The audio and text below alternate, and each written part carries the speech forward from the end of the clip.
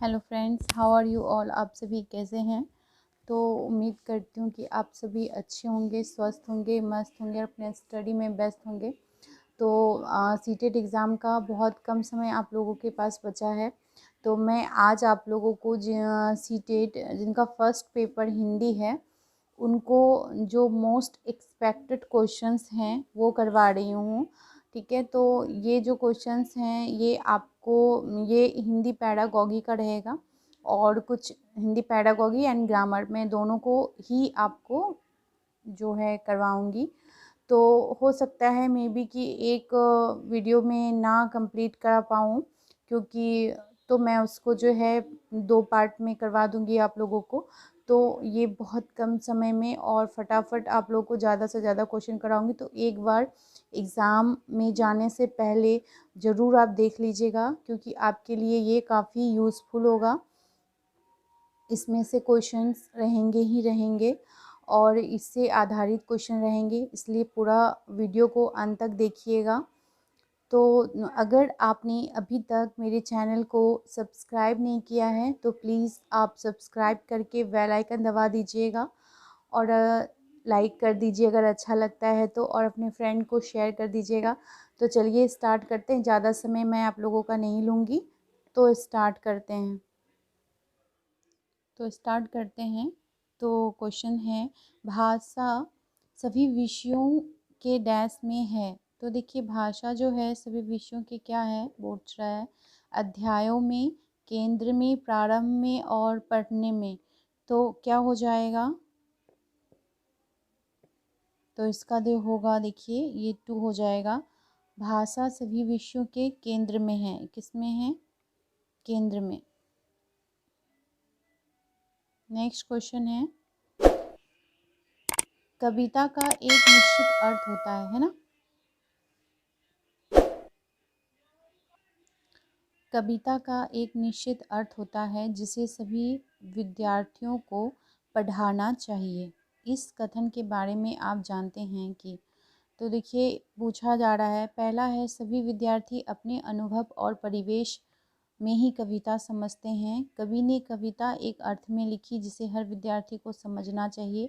अलग अलग अर्थ समझने से पढ़ने की प्रक्रिया क्या होती है, बाधित होती है, या किसी कविता को एक निश्चित अर्थ के साथ पढ़ना चाहिए। तो इसका देखिए क्या हो जाएगा 92, इसका जो होगा ये 1 हो जाएगा। यानी कविता का एक निश्चित अर्थ होता है, हाँ, जिससे सभी विद्यार्थियों को क्या करना चाहिए, सभी विद्यार्थियों को पढ़ना चाहिए। सभी विद्यार्थी अपने अनुभव और परिवेश में ही कविता को क्या करते हैं, समझते हैं, है ना।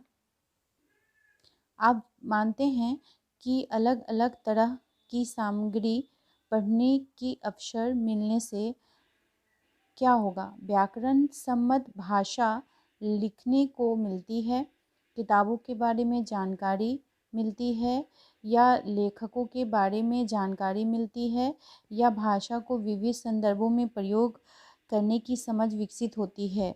तो क्या हो जाएगा 93 का? इसका हो जाएगा 4। यानी भाषा को विविध संदर्भों में प्रयोग करने की समझ विकसित होती है।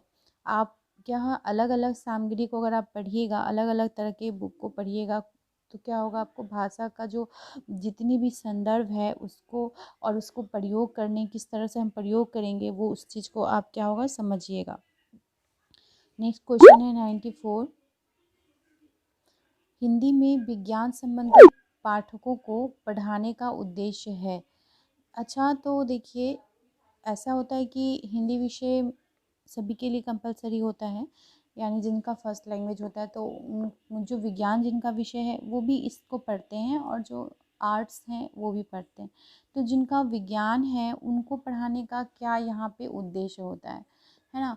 तो पहला है विज्ञान विषय को गहराई से जानना, विज्ञान के प्रति जिज्ञासा बढ़ाना, विज्ञान के संदर्भ में हिंदी भाषा प्रयोग को समझना, या विज्ञान की भाषा को समझना।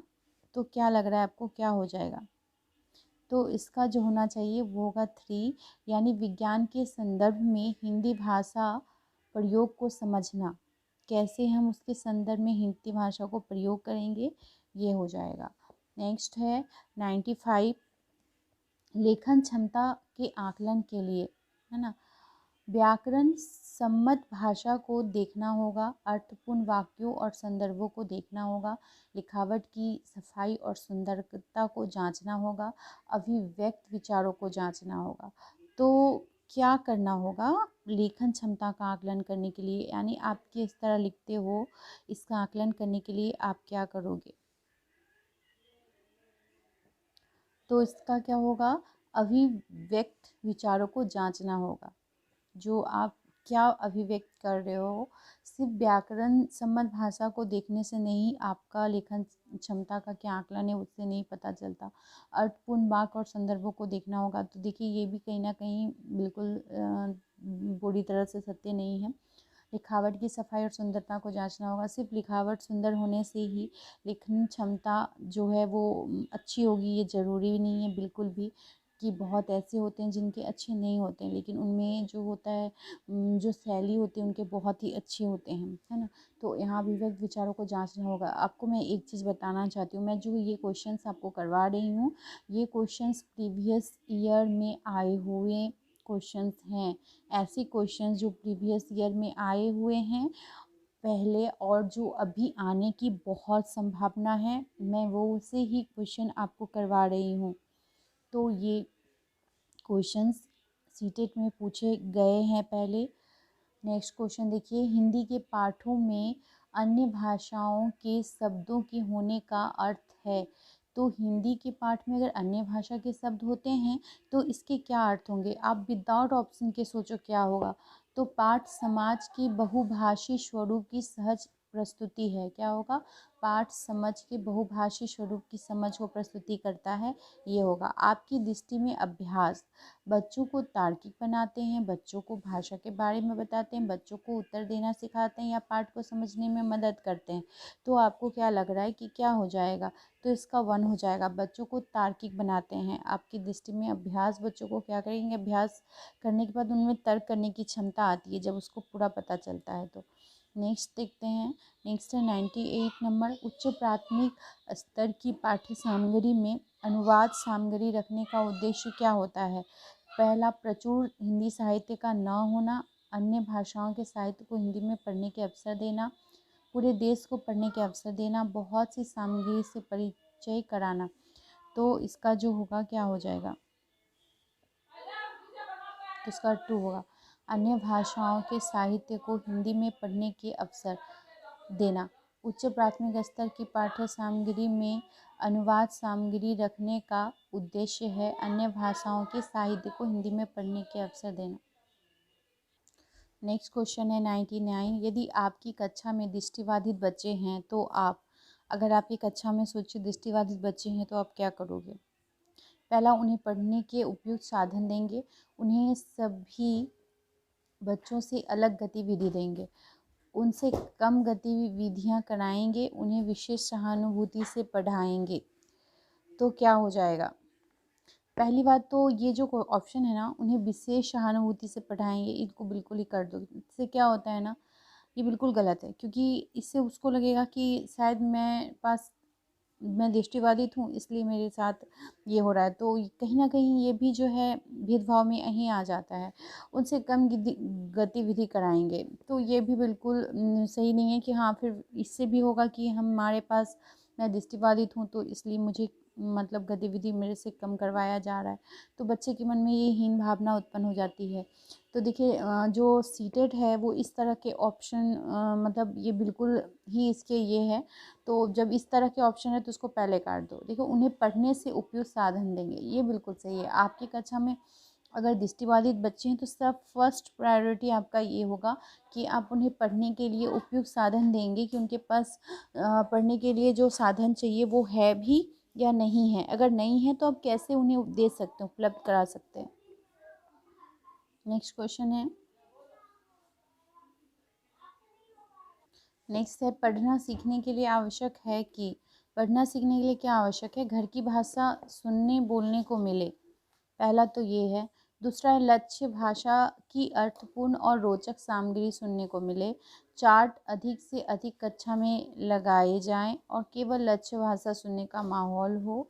तो इसमें देखिए जो है कौन सा आपको बिल्कुल सटीक लग रहा है? तो जो लक्ष्य भाषा की अर्थपूर्ण और रोचक सामग्री सुनने और पढ़ने को मिले। पढ़ना सीखने के लिए ये आवश्यक है ना? सुनना और बोलना, ये दोनों ही। तो इसका क्या हो जाएगा? 2 हो जाएगा, 2 हो जाएगा। नेक्स्ट है, भाषा केवल अभिव्यक्ति का माध्यम ही नहीं बल्कि स्वयं से डैश का माध्यम है।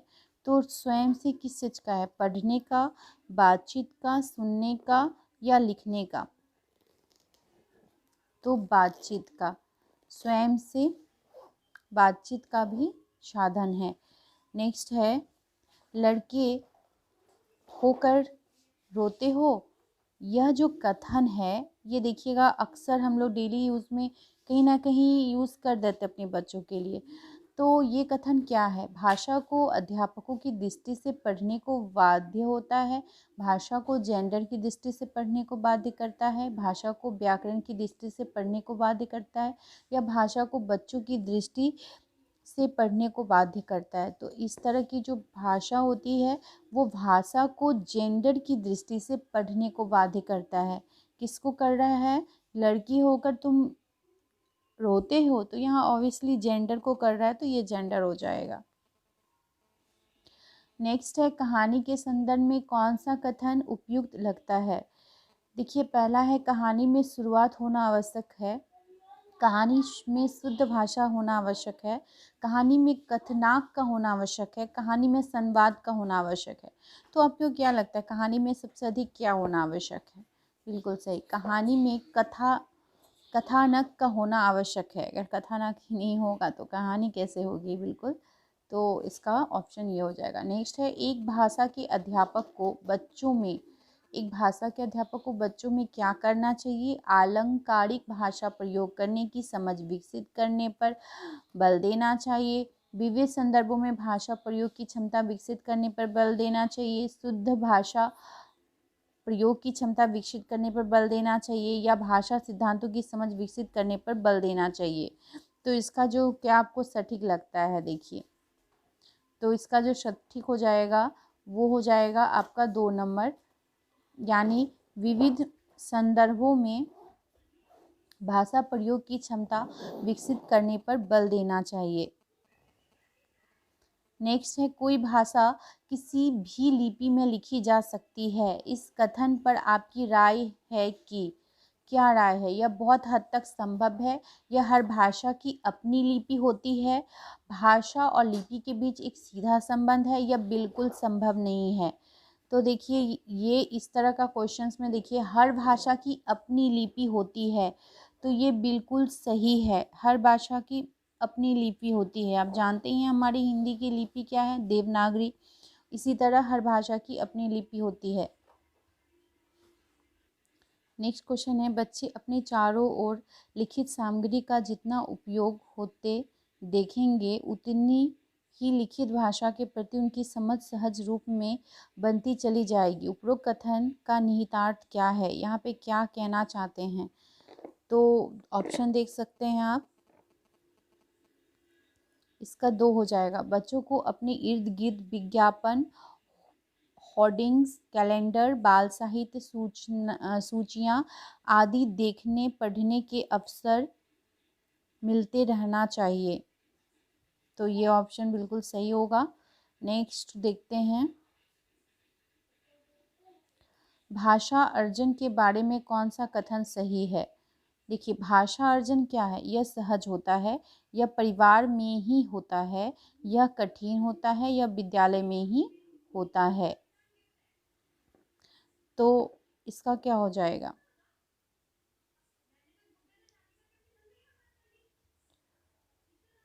यह सहज होता है। भाषा अर्जन के बारे में कौन सा कथन बोल रहा है कि जो सही है? तो यह सहज होता है भाषा अर्जन।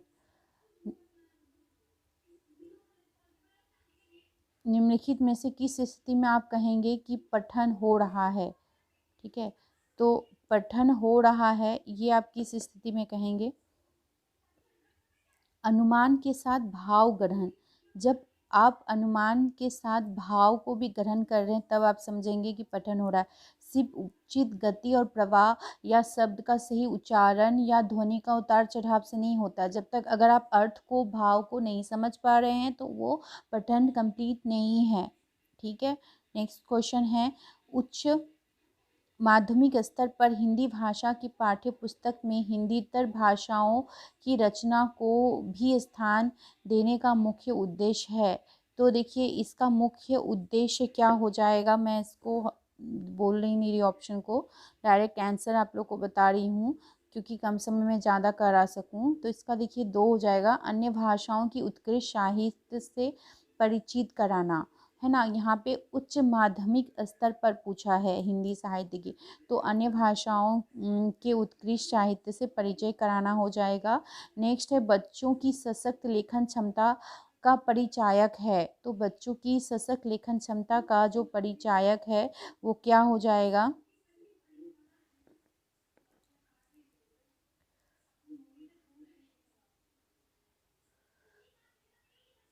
इसका होगा मौलिक विचार। बच्चों की सशक्त लेखन क्षमता का परिचायक उसका मौलिक विचार होता है। नेक्स्ट है, मुहावरे और लोकोक्तियाँ जो होता है सीखने सिखाने का एक महत्वपूर्ण क्या होता है, उद्देश्य है। ठीक है, तो इसका क्या उद्देश्य, कौन सा उद्देश्य होता है जो हम लोग यूज़ करते हैं। तो मुहावरे एवं लोकोक्तियों का सुचिंतित प्रयोग करना क्या हो जाएगा, मुहावरे लोकोक्तियों का सुचिंतित प्रयोग करना, कहाँ पे प्रयोग करना चाहिए और कहाँ नहीं करना चाहिए, यही उद्देश्य होता है। निम्नलिखित में से किस प्रकार के प्रश्न बच्चों की भाषागत रचनात्मकता को आकलन करने में सर्वाधिक रूप से उपयुक्त होंगे।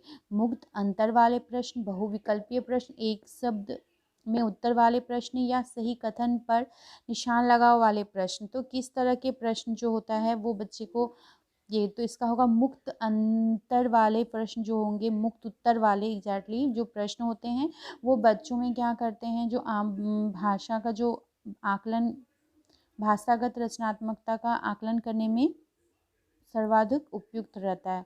नेक्स्ट है, तपस्या 7वीं कक्षा में विभिन्न संदर्भों में पृथ्वी, वसुधा और भूमि शब्दों के प्रयोगों की तरफ बच्चों का ध्यान आकर्षित करती है। ऐसा करने में उसका उद्देश्य क्या है, तो देखिए ऐसा करने में उसका उद्देश्य होगा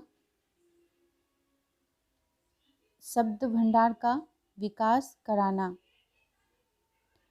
सरसरी तौर पर किसी पाठ को देखकर उसकी विषय वस्तु का पता कर लेना।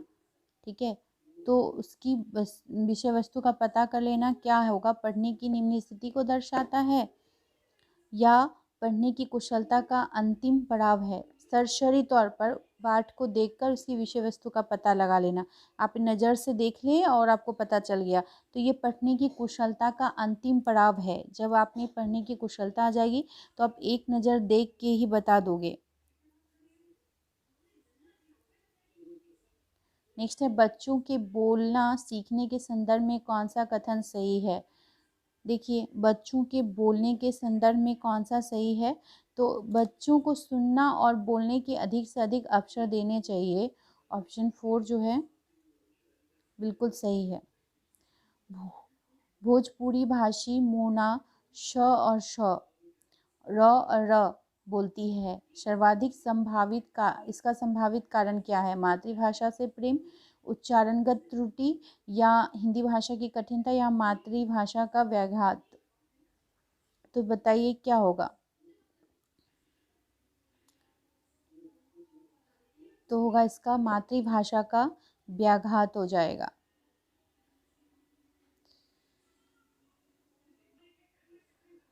कक्षा 3 की शिक्षिका अपने विद्यार्थी को पाठ्य पुस्तक से इतर भिन्न भिन्न प्रकार के बाल साहित्य पढ़ने के लिए प्रोत्साहित करती है, क्योंकि वह चाहती है कि बच्चे, क्यों क्या चाहती है, बच्चे क्या करें, तो बच्चे अपनी पठन क्षमता बढ़ा सके, इसलिए वो ऐसी कर रही है। नेक्स्ट क्वेश्चन देखिए, उच्च प्राथमिक स्तर पर व्याकरणिक वक्षो शब्दों की बारीकियों के आकलन के संदर्भ में सबसे अधिक महत्वपूर्ण क्या है? तो सबसे अधिक महत्वपूर्ण क्या होगा? परिभाषाओं को जानना, शब्दकोश के शब्द संपदा का ज्ञान, संदर्भ में व्याकरण समझना या पाठ्यपुस्तक के व्याकरण के नियम जानना। तो देखिए इसका जो हो जाएगा वो 3 होगा। संदर्भ में व्याकरण को समझना जो होता है वो होता है उच्च प्राथमिक स्तर पर व्याकरण पक्ष में होगा। नेक्स्ट क्वेश्चन है, आपने अपने विद्यार्थी को एक प्रश्न दिया, घर से विद्यालय आने तक आप रास्ते में जो जो चीज़ देखते हैं उन्हें लिखिए। अपनी कक्षा में एक विद्यार्थी दृष्टिबाधित है, आप उसे इस प्रश्न का उत्तर लिखने के लिए मना करेंगे, स्वयं प्रश्न का उत्तर लिखवा देंगे, उसे कहेंगे कि आप सहपाठी से पूछकर लिख लो, या प्रश्न में उस बच्चे की आवश्यकता के अनुसार परिवर्तन करेंगे। देखिए ये क्वेश्चन जो है काफ़ी इम्पॉर्टेंट है आपके लिए, क्योंकि एक आप भावी शिक्षक हो। तो देखिए इसका जो होना चाहिए वो बिल्कुल 4 होगा। प्रश्न में उस बच्चे की आवश्यकता के अनुसार हम परिवर्तन कर देंगे। बाकी ऑप्शन जो है बिल्कुल भी सही नहीं होगा उस बच्चे के लिए। उच्च प्राथमिक स्तर पर बच्चों की भाषाई क्षमताओं का आकलन करने के लिए सर्वाधिक उपयोगी क्या है? तो देखिए उच्च प्राथमिक स्तर पर बोला सर्वाधिक उपयोग क्या है, तो पाठ की विषय वस्तु को लिखवाना, है ना, ये हो जाएगा। तो फ्रेंड्स देखिए आई थिंक ये वीडियो काफ़ी बड़ा हो जाएगा, इसलिए इसका पार्ट 2 देखना मत भूलिएगा, क्योंकि आप देख ही रहे हो कि क्वेश्चंस कितने इम्पॉर्टेंट हैं। सारे इम्पॉर्टेंट क्वेश्चन करवा रही हूँ जो आपको प्रीवियस ईयर में पूछे गए हैं, और सभी साल के क्वेश्चंस में जो इम्पॉर्टेंट है उनका सीरीज़ में करवा रही हूँ। तो थैंक यू वेरी मच।